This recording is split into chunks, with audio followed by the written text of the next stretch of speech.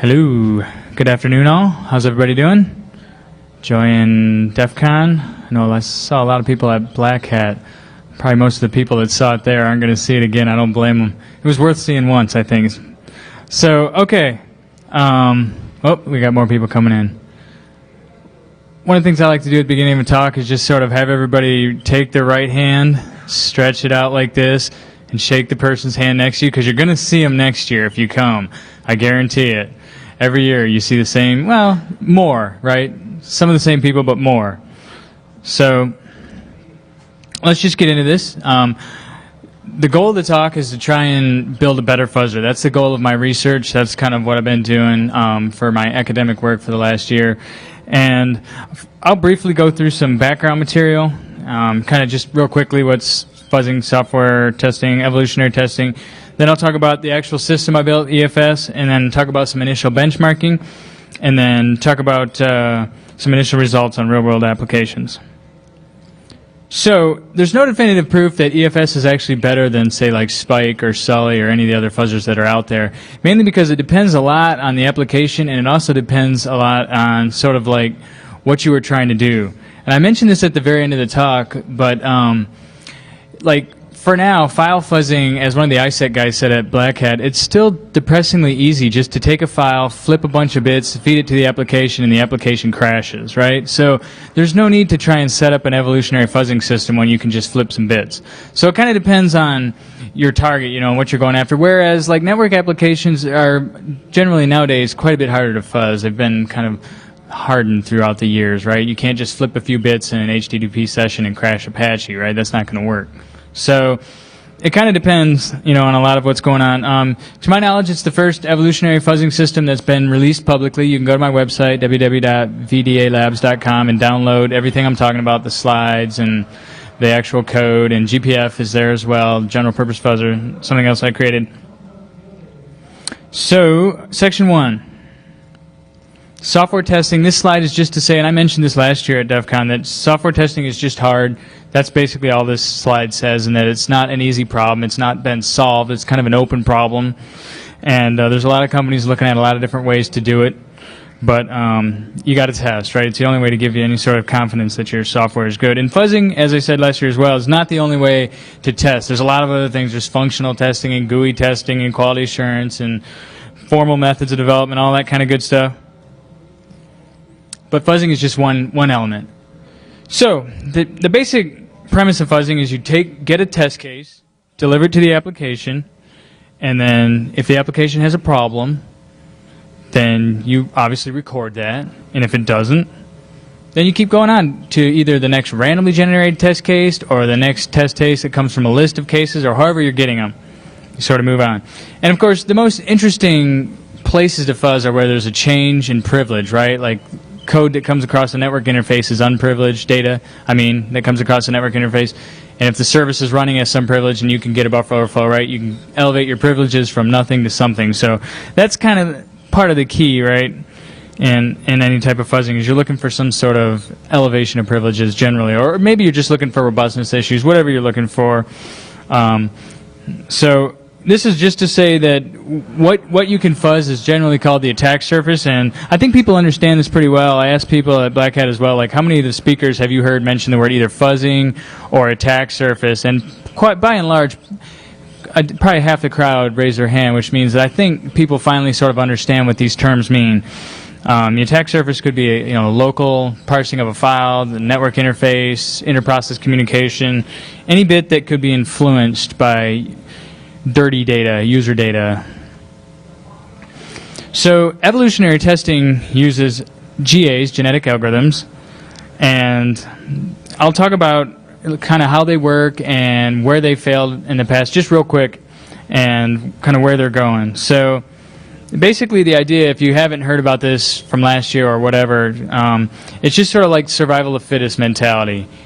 Take, mom and dad are so fit, and they mate and have kids, right? And then the children, ideally, are a little more fit, so it's kind of each generation gets better. That's just, from a high level, that's the basic idea of genetic algorithms. They're searching algorithm. They're searching towards something. So if you have the source code and you do evolutionary testing, you're searching toward // target. See that up there? So here's a function. It's called example. Has 4 parameters, A, B, C, and D. And those 4 parameters were A is 20, A is 10, B is 20, C is 30, D is 40. So the first check is this, and this is like either the randomly generated or it's evolved this far, so far, whatever data. If A is greater than or equal to B, then but it's not, right? So A is less than B. So you stop right there. So there were 2 more branches to get to the target. So the fitness is 2 branches, 2 plus normalization of 10, because 20 minus 10 is 10. So that's sort of how evolutionary testing works in general against software. And this slide is just to say that in the past, or even now, people are actually using evolutionary testing. In particular, it gets used in safety-critical situations. Like somebody might tell you, oh, denial of service isn't too big of a deal, right? I want code execution. Well, I want code execution too, but if I'm on the iron lung and somebody DOSes my iron lung, that's bad, right? So denial of service can be really bad in safety-critical automobiles, airplanes, those kind of things. So they need to be really robust code. And so this is one of the places where that kind of testing gets done. Now, this is just to show you, okay, so evolutionary testing, how does it do in all cases? Well, I don't know about all cases, but here's a few cases where it doesn't do so great generally. Can anybody look at the code example on the left? Look where it says // target. That's where you're trying to get. It's called flag underscore example. It takes 2 parameters, A and B. Does anybody see a problem with that? It'll never get there, is that what you said? Yeah, well, it could get there, but what happens is there's a notion in evolutionary testing called the fitness landscape, and that's sort of like, you're down here and you want to get up here. How easily can you climb the hill? Is it a continuous function to get there? And in this case, the check is if flag, then target, but the problem is you don't control flag, right? You control A and B. So it's, as a human looking at it, it's not too hard to see, well, if you set A and B both to 0, then you'll get to the target. But, in the past, evolutionary testing didn't really take that into account. They didn't have any way of saying, I know what flag. They didn't know what flag is. So there's a way to deal with that, but that's called a flat spot in the fitness landscape. There's also something else called deceptive problems, which is, if you look at the code snippet on the right, you can see it's function under test takes a parameter, and you want to get to where target is again. It says if the inverse of that equals 0, then we'll get there. Well, does anybody see the problem here? So it looks like as you give it, say, 100, it'll go into the inverse function and do like 1 over 100, and then you give it 1,000, and it's like 1 over 1,000, so it's taking the inverse, so it's getting smaller. So it thinks it's getting closer to 0, right? Your evolutionary testing algorithm believes that it's getting closer and closer and closer to 0, while actually all along, as it gives it larger numbers, it's getting farther away. So if you just give it 0, though, it would actually hit the target, but it doesn't really know it. So that's what's called a deceptive landscape. So all that's just sort of background. This is section 1. That's, there's people working on that in academia. McMahon and Holcomb are coming up with what's called the extended chaining approach to do better with evolutionary testing. But the system that I design is better, or I don't want to say better, different, because it works on binaries, right? Oftentimes, if you're auditing, say, IIS, FTP or something, you're not going to have Microsoft's source code, right? So there's no way to really do the sort of traditional evolutionary testing. So you have to use, a debugger and the binary and all that kind of good stuff. And I'll talk about how that works right now. Section 2. So what is EFS? Well, it uses evolutionary algorithms, and it also uses fuzzing. I leverage a tool that I'd written in the past called GPF, General Purpose Fuzzer, and it also leverages PStalker, a heavily modified version of PStalker in the PyMay framework, which you may have heard of. And this is an overview, a system view of how EFS works.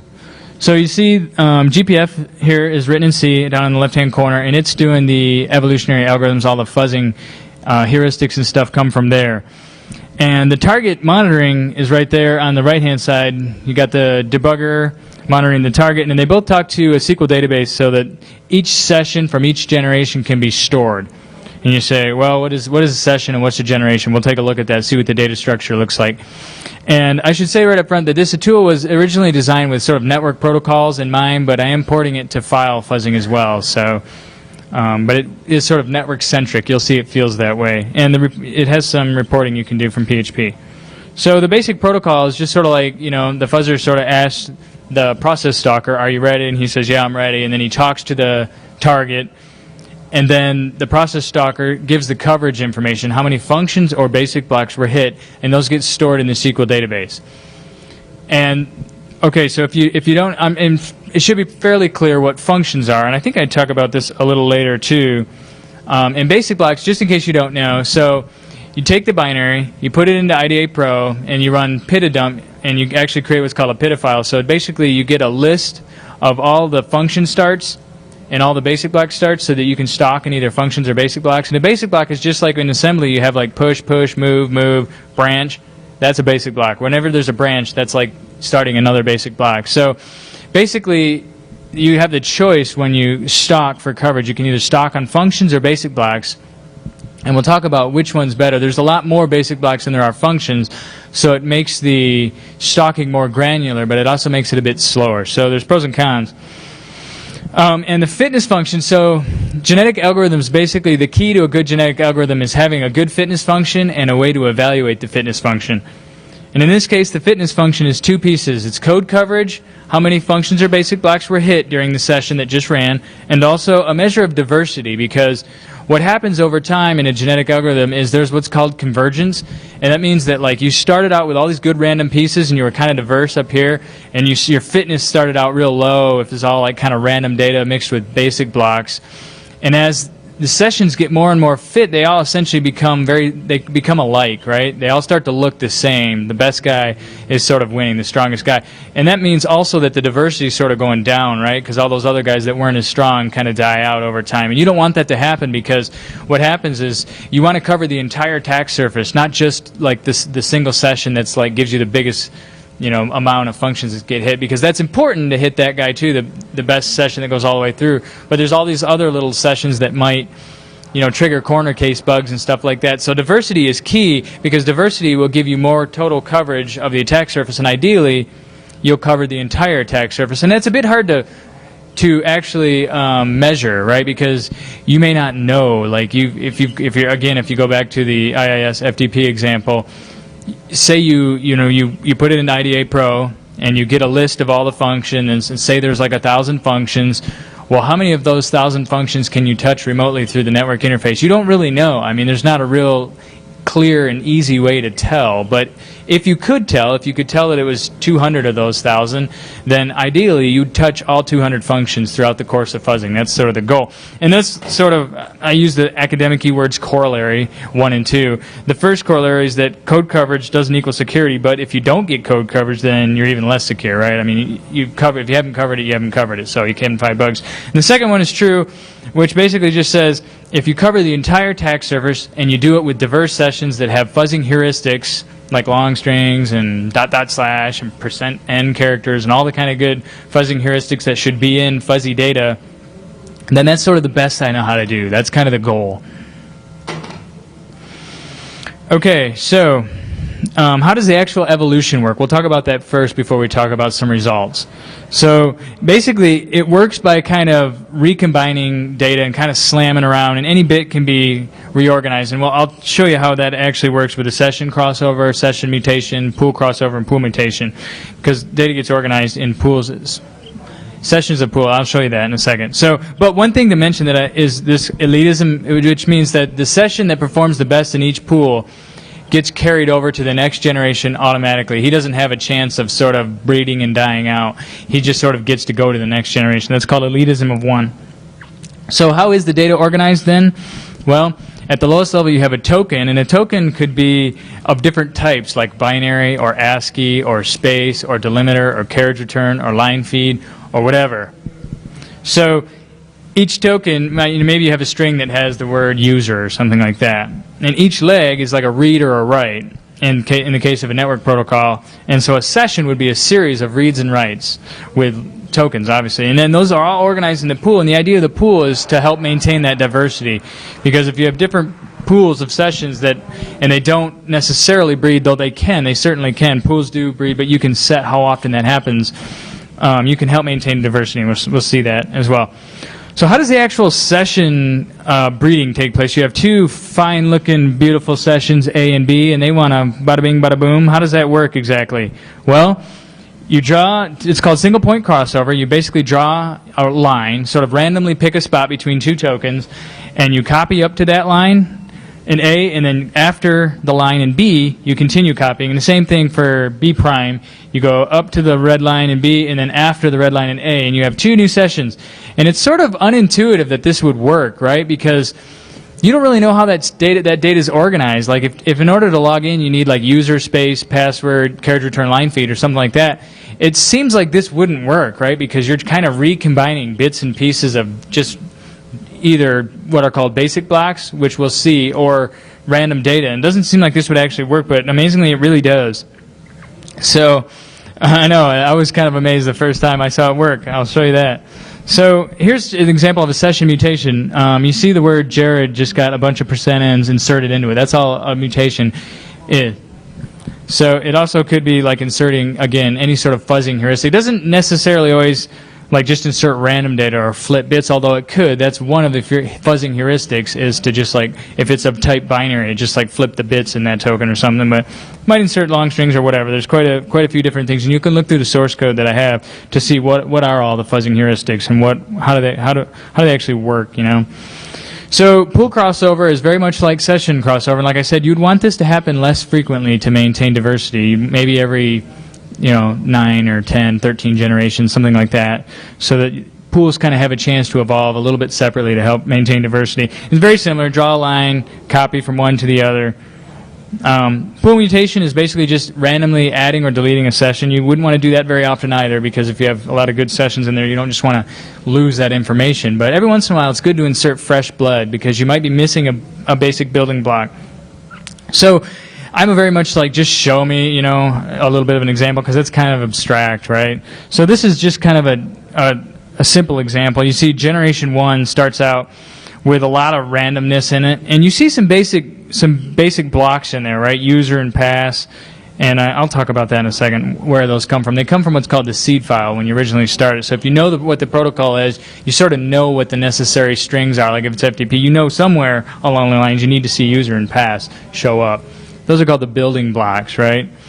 And what happens is, if you don't give them building blocks, it could ideally and theoretically eventually find the string user. It's just going to take a long time, right? Because it would have to just randomly combine bits to come up with that string. So, and you see by generation 15, in the first generation, it didn't really do much, right? Because it just had, the best one maybe was session 1. He had user space and then some junk, so maybe he got like halfway through logging in. But not real fit. But then by generation 15, it's got like user space, which is a delimiter, some junk line feed, which is good, and then pass and a delimiter, and then some more junk. So that would actually be more fit. When you're stalking that, you'll see that he actually progresses along. And that's kind of how they work. Just over time, you'll see him getting better and better. And if you dump the data out of the SQL database and actually look at the data that's in the sessions, sometimes you're amazed. Like after 100 or 200 generations of evolution, you're looking at the most fit one, you're like, how is he the most fit? That is ugly. And then you look at it and you're like, no, wait, there's a carriage return, there's a line feed, there's a bunch of random, a bunch of FFs, a bunch of random binary. But text-based protocols are pretty forgiving, so as long as the strings and stuff that it needs to see are in there, you can still log in and like actually work, as long as it's, it's got the basic things it's looking for. Binary protocols aren't quite as forgiving. We'll talk about that too. So what are the actual parameters that you give to GPF to start this off and make this happen? Well, obviously you got to give it like the IP address of the stalker and the IP address of the the database and all that kind of good stuff, the username and password, and the number of sessions you want in each pool, and how often you want the mutation to take place in each pool. The session crossover happens every generation, and all the other ones are configurable. Pool mutation rate, pool crossover rate, and all that good stuff. And there's some basic parameters to get you started. I'm not going to go through every parameter and what the optimal setting for each parameter is, because it varies a lot based on the application you're testing. So, and there's also the seed file. You see that, and I talked about that. And here's an example again of the seed file that I'm talking about. So if you're going to fuzz SMTP with an evolutionary fuzzer, you might as well give it a seed file that looks something like that. It's got like hello and mail from and receipt to and stuff like that, because that'll just help the evolution happen much quicker. It'll sort of give it a boost in the direction. But the key with the seed files is to give it really small basic blocks. Because if you give it like really big, like if you're fuzzing HTTP and you give a basic block of get space / space HTTP /1.1 or something, that's like a really big basic block. and it'll use that and probably do okay with that, but it'll have a hard time like finding weird stuff. It probably won't find as many bugs and stuff. It'd be better if you give it get and a space and a slash and a space and an HTTP and a 1.1, like all as separate seeds. Smaller building blocks are better in terms of evolutionary fuzzing, but just in evolution in general, genetic algorithms. The smaller the building blocks, the better generally. So on the other side, not on the fuzzer, like evolutionary side, on the other side, sort of the GUI side, that's written, it's sort of like the modified version of PyMay. What do you need to do? Well, again, you have to put, okay, there's two routes you can go here when you need to track code coverage. You could like sort of sample EIP, or you could use what's called an MSR technique, or you can create a PIDA file. So basically you take the binary, you stick it into IDE Pro, and you run what's called PIDA dump, and it gives you that list of functions and basic blocks that I talked about. Give that to PyMay and give it the normal startup and shutdown parameters that you have to give any application. That's kind of one of the key things when you're fuzzing, is sort of like you got to figure out if it's a Windows service, it starts and stops different than if it's a user application. All those kind of things are very important to figure out ahead of time. How's this going to work if it crashes? Because you need to tell it if, when it goes to restart it, it needs to know how to do that well, or it's not going to take place. So you got to have the SQL database set up, all that kind of good stuff. Here's a quick picture of how it works. And those are all the parameters. And again, I'm not going to go through all those parameters, but there's the settings for functions and basic blocks, and what to do to attach or detach after a crash, or like all these different settings. And one of the main things you see there, you see the little red scissors. You probably can't see it very good in the picture, but there's a notion of filtering, and you want to filter because for every session that for like if you're fuzzing FTP, normal things that happen every time, like when you start it up and when you connect, like if you just connect it with Netcat and don't send anything and then shut it down, those are all like common breakpoints, and you really don't want to stalk on common breakpoints because they just slow down the evolution, slow down the running of the fuzzer. So it's best to filter those out. So you just manually start it up, connect, shut it down, save those hits to the PyMay database, and that's really kind of crucial in terms of speed. Okay, so that was section 2. Section 1 was the background. Section 2 was what is it, and section 3 is kind of like how do we evaluate it. And the way to do that, in my mind, is sort of create a benchmarking toolkit. And this research isn't complete, but we'll talk about attack surface coverage and 2 servers, a text server and a binary server, to see how well it does against both. And then we'll figure out, is it better to stock on functions or basic blocks?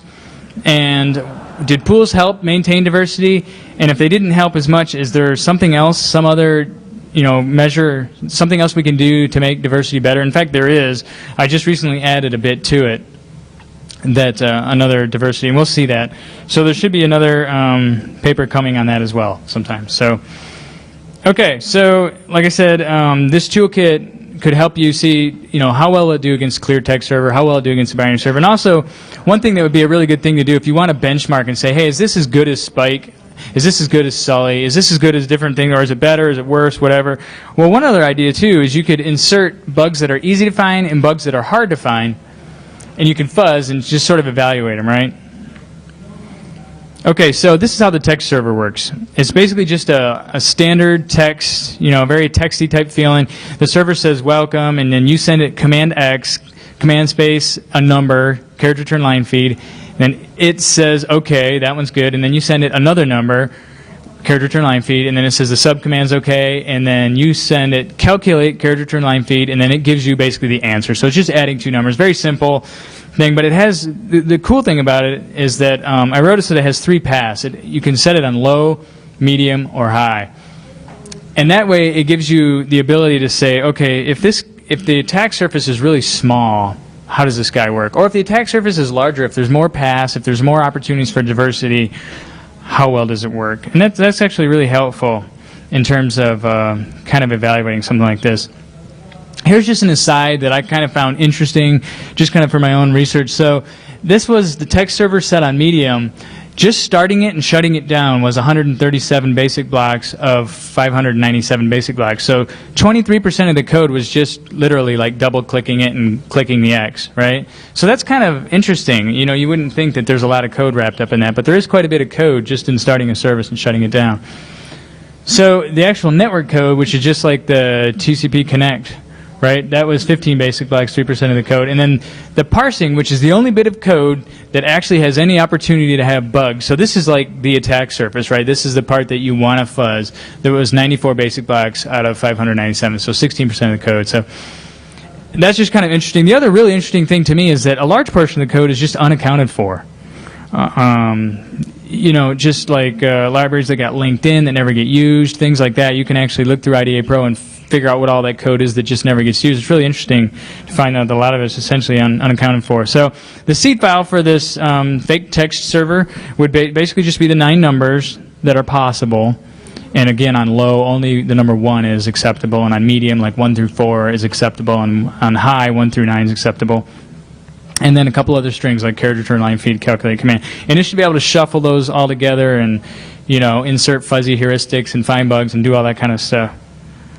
So it had no problem learning the language, figuring out, it found the best session, and by best I mean the correct session, right, where it completed all the legs of the protocol. That's what I call, that's like the base session or the best session.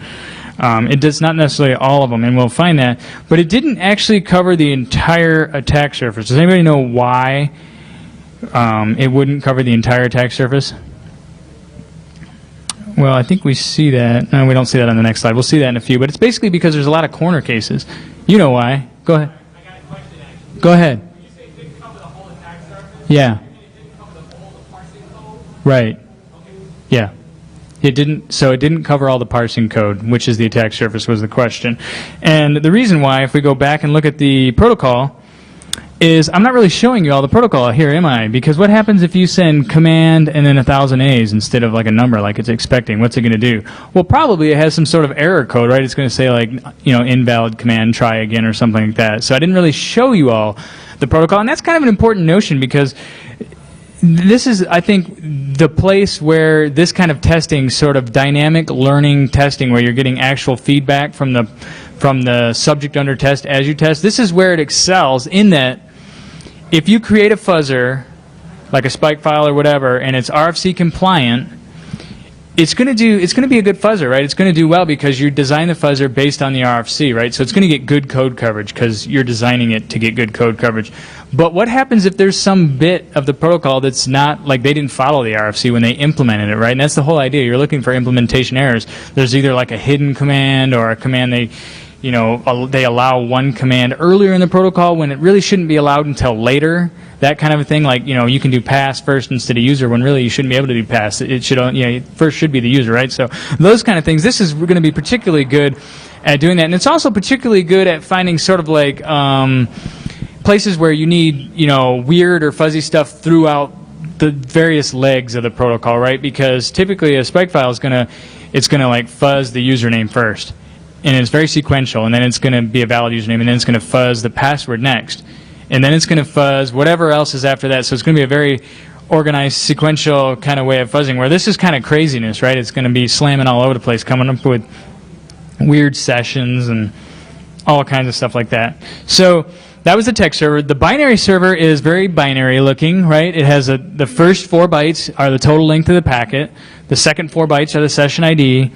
The next 2 bytes are the length of the command, and then the final bytes are the actual command that you want to send. And the server response is very much like that. So the question is, will a system like this be able to learn something like this? Because now you have to have a link that has to be correct and cover the whole packet, else the packet gets rejected sort of as the first check, right? That's kind of how binary protocols work. And sadly, I don't have much testing done on this bit yet, but it shouldn't be too hard. Talked to Charlie Miller, and he did a little bit of testing on one binary protocol, and it worked. So more to come on that. So next question, which should I stock on, functions or basic blocks? Does it matter? Well, in my experience, it didn't seem to matter a whole lot as long as the application was sufficiently large. But here, this is an example where text server was being run on low, And it did make a difference because there was only 6 functions. The best session is 6 functions long, and it only found 4 of the 6 because the fitness landscape's very flat, right? It's got very, like, it makes a breakthrough, but then it's flat, and then it makes a breakthrough. It's not a nice smooth. Where you see the basic blocks did a little better, right? It was a little on the right-hand side. You see the basic blocks. The graph is a little smoother as the diversity kind of went down and the fitness kind of went up. And it actually found, in the case of the basic blocks, it found 40 of 37, meaning that 37 is kind of that base case where it did everything right, and it found 40, which means that it must have found one of the error cases as well, right? Because it found more than just the based case where the other one didn't. But if you run text server on medium, you see that actually the functions did just as well and did it quicker, maybe slightly better in this case. So the graph isn't quite as pretty because with basic blocks things tend to look a little smoother, so you see diversity coming down a little smoother and going up a little smoother. But either way, you found all 6 functions. So there to say, again, just to prove the point, all I'm trying to say with this slide is that if the application is sufficiently large, it's okay to stock on functions, which is kind of important because it speeds up the process enough that you'd rather, in my case, I think I'd rather stock on functions if I can. It's just that much quicker.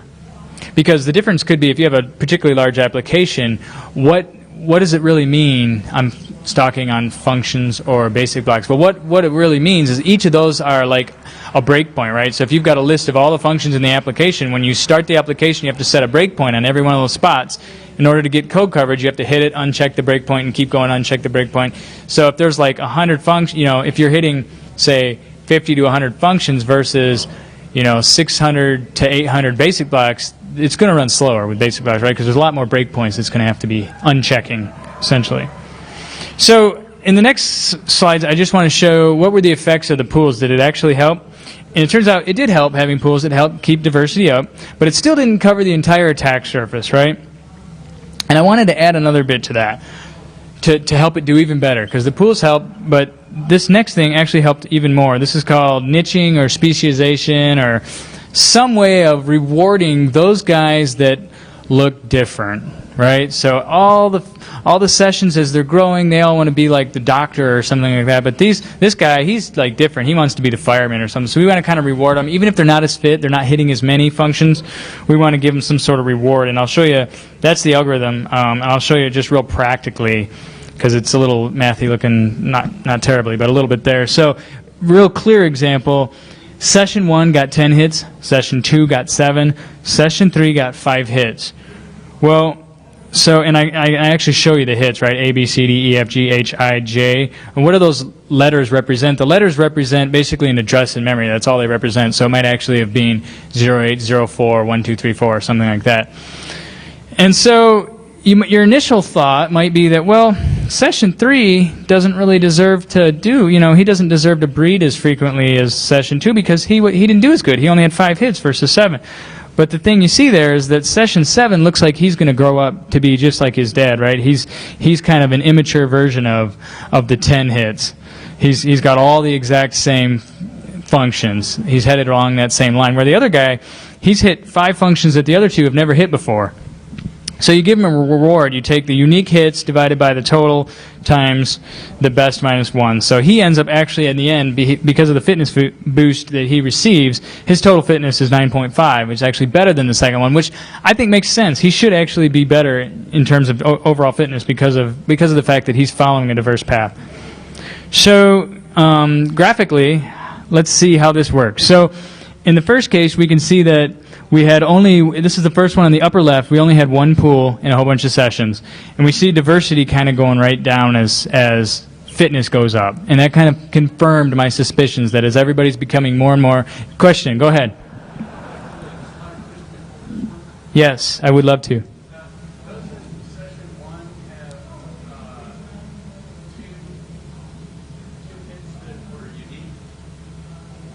The first one does, but he's the best, so everything's baselined off the best. He doesn't get any boost for being unique.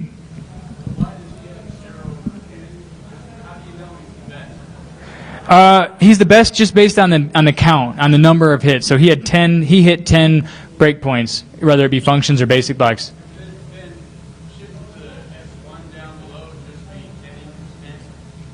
Essentially, that's what it is. Yeah, 10 equals 10. So you see he had 10 hits, but he didn't have any unique because he's the best, so we don't count any uniqueness for him. And then so his fitness, his overall fitness is still just 10. 15 uniques? Well, overall, yes. So what you would call the total diversity, and that's what we see in the next slide when I talk about total diversity peak. See how it's measured like 80, 87, and 107? The diversity peak is the total count, so the count across the entire pool of diverse hits. And that's what you want to maximize, right? Because if there's 150 total possibles, you want ideally the total diversity peak hits 150 at some point throughout the evolution. You've covered the entire attack surface. That's the goal. That's what we're heading toward. So I didn't actually get that. But what I got is that when I added multiple pools, you see the trend of diversity is kind of up and down. The total diversity, what you were talking about, the count of all diverse hits throughout the pool, is the green line on top. And it did better than just with one pool. So multi-pools did 7 better overall. And when we added that final metric of boosting or giving a boost to diverse sessions, then you see the total peak was 107. So it helps substantially to give a boost to people who are less fit hit-wise, but more fit diversity-wise. So that was the evaluation, sections 1, 2, and 3, and 4. Section 4 is the actual results. So just some results. After fuzzing, Golden FTP found lots of bugs. I don't know if you guys have heard of that before or use it, but I wouldn't recommend using it. IIS FTP and SMTP did not find bugs there, but did find some instability that could probably mostly be attributed to the debugger. Wasn't able to identify those to any one session. So the kind of the moral of the story here is that really more testing needs to be done. It needs to be tested against lots of different applications and lots of different scenarios for any real evaluation to be made of how well it does compared to other fuzzers. So this was just some pictures that I had generated a long time ago when I first started using it. And I just like this because I thought it was really cool when the little bubble popped up in the lower right-hand corner saying that GFTP, a user had logged in. Like, I didn't even know that happened, right? When I just installed GFTP and just started fuzzing it without even really using it. So when the bubble popped up and I saw that a user had logged in, I was like, wow, that's really cool. It worked. So I was very happy and impressed about that. And here's just a picture that it showing that it found a bug, and it's kind of dumping the registers to the screen and stuff, which it also dumps to a file and also dumps to the database. And you can query the database later. And that's how the overall, you can tell how many total crashes you got, right? Go ahead. Well, you mean, does the debugger have to be on the same machine as the process you're debugging? Yeah, kind of. So the answer is yes. Like, I mean, if you wanted to fuzz a Cisco router, then this wouldn't work, right? Because PyDebug isn't ported to Cisco routers. In fact, PyDebug only works right now on Win32, so it needs to be running on a Win application. There's people porting. I know Charlie's porting it to OS X, and there's other people porting it to Linux. But but if you're on Windows and if your target is on another Windows box, you can actually debug remotely. You could have the debugger running on a different Windows box as long as they could talk to each other. You can do PyDebug remotely. So it's kind of, yes, is kind of the answer to both those. Again, yeah, feel free to ask questions anytime throughout. So this is just kind of showing kind of the coarseness of the landscape initially, how it's not particularly smooth, especially in terms, this is called best fitness. And you see where the big spike is where it learns how to log in, and then shortly after it learns how to log in, it starts finding bugs. Those are the blue lines. And this is just the same kind of graph smoothed out. So basically the moral of those two graphs is that after it learned how to log in, it started finding bugs pretty quickly shortly thereafter, which is good to know. This graph is just intended to show the same thing as the earlier graphs. The green line on the lower right-hand graph, you see how it kind of keeps creeping up. It has an overall upward trend as opposed to the red line is one pool, and the diversity kind of went down, and total fitness as well, average fitness, and the green line kind of goes up. So it's just kind of to show you, again, that same thing, that you can help maintain diversity with pools. And this one just kind of shows that 10 pools did better in terms of finding unique crashes. So in the first case, with only one pool, I didn't even count, it's like 1, 2, 3, 4, 5, 6, 7, 8, 9, 10 unique crashes that it found, bugs, if you will. But with using 10 pools, it found like 1, 2, 3, 4, 5, 6, 7, 8, 9, 10, 11, 12, 13, 14 15, I don't know, I'd count them up, but it found more unique crashes, and that's really key, that's really important, and it sort of speaks to the fuzzing, the diverse nature of the fuzzing. So, let's see, I kind of went through that pretty fast, good. Future work, porting it to fuzz files now, that's a big one, because file fuzzing is it's kind of like the bomb right now in terms of fuzzing, right? Because fuzzing network applications is pretty hard, but fuzzing applications that receive files is still pretty doable. Go ahead. Yeah, for like the FTP example, Mm-hmm. how many generations do you go through before it's, like you reach like sort of diminishing return with when you get that example? Right. So the question was, how long does the tool run? Like minutes, hours, days, or and specifically, how many generations is what you asked? How many generations? It's not like terribly long. It is long though, maybe like a day or something. It's not like months or anything like that, but it takes a little while. It's a little bit slow because if each session takes, say, I think my default setting is a session should take about 0.6 seconds. And if you have 100 sessions in a pool, then it takes like 100 times 0.6 just to do, one generation basically. And there's a little overhead at the end of the generation when it does the breeding and stuff, but not terribly long. So, go ahead. How are you playing crashes if one session has 10 crashes or whatever? What do you count crashes if, that test case crashes or is I found a bug?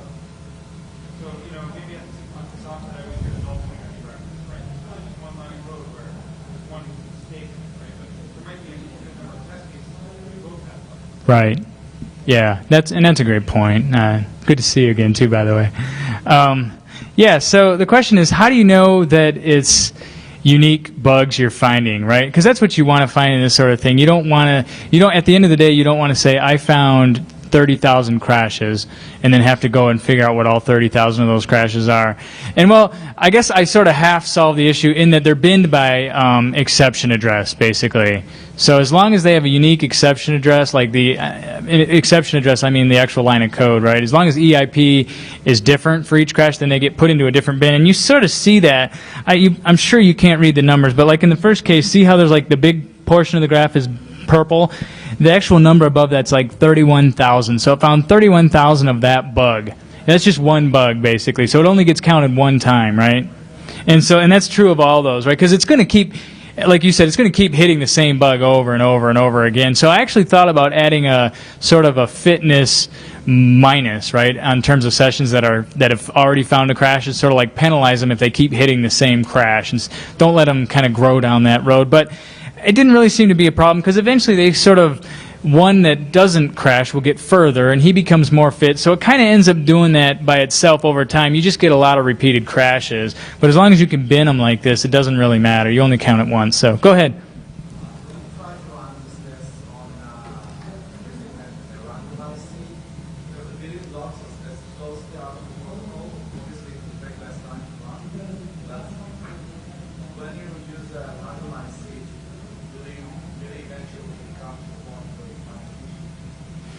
Okay, I didn't quite hear it all. I'm sorry. Can you say the crux of it one more time? It seems that the algorithm relies a lot on the building blocks. Yes, the basic building blocks you give it in the seed file are critical. Yeah, and what happens if you use randomized seeds? Are you eventually, after a long period of time, really get to the point where you see the same? Well, it does both, actually. So when you give it a seed file, it doesn't just pick building blocks from there, right? It has like I forget, it's either a 30 or a 60. I don't remember what the percentage is. But there's a percent, basically. Whenever it goes to build a token, it's sort of like, okay, I'm going to build a token. Should I grab it from the seed file, or should I build it randomly? And if it grabs it from the seed file, it's not just the piece of ASCII or binary data, but also I didn't really show it in that, so it wasn't a perfect explanation of the seed file. But if you actually look at, you can download all this code. If you look at one of the seed files that's in there, you'll see that you give it like a type too. So you'll like say the length is 4, the type is, ASCII and whatever, and here's the data. So it might grab that token and just use it, or it might just totally randomly create one, right? Like say I want to create a binary token that's 2,000 bytes long. Okay, 5 minutes. And, so it kind of does both. I know it doesn't completely answer your question. Your question was, what if you don't give it a seed file at all, and you just truly truly go random. It still will evolve. Like I mentioned, Charlie, he actually tried this, right? He didn't give it a seed file against a binary protocol, and it actually did get better over time, right? Because it was flipping bits and stuff like that, and eventually found that this sequence of bits did better than this sequence, right? It doesn't really know anyway. It's just a way where, so particularly if it's a small binary protocol, maybe you don't want to give it seeds. But for ASCII protocols, I think you really want to give it seeds because it's going to take it a long time. Like if it needs to find, before it can really do much fuzzing, if it needs to find user space, Jared, carriage return line feed, pass space, Frank, carriage return line feed, it's going to take it a long time to find those strings, right? So, okay, I think I have time for maybe one or two more questions. So let's see. I didn't really finish the challenges, normal fuzzing challenges. Yeah, file fuzzing. Oh, I mentioned that early on that, depending on your target, is going to make a big difference in how you go. So I think I mentioned most all these anyway. So any more questions? Go ahead.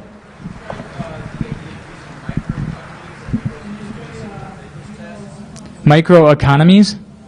Yeah, I think I've heard of that. In some of the genetic algorithm research I've seen, Yeah. suggests that like having an economy and having resources that are limited Mm-hmm. diversity tends to increase the problem solutions that they have twice as fast. Right. So the question, I think, overall is sort of like, have you tried other evolutionary techniques, other genetic algorithm techniques and stuff like that? The answer is I haven't. This is all I've tried.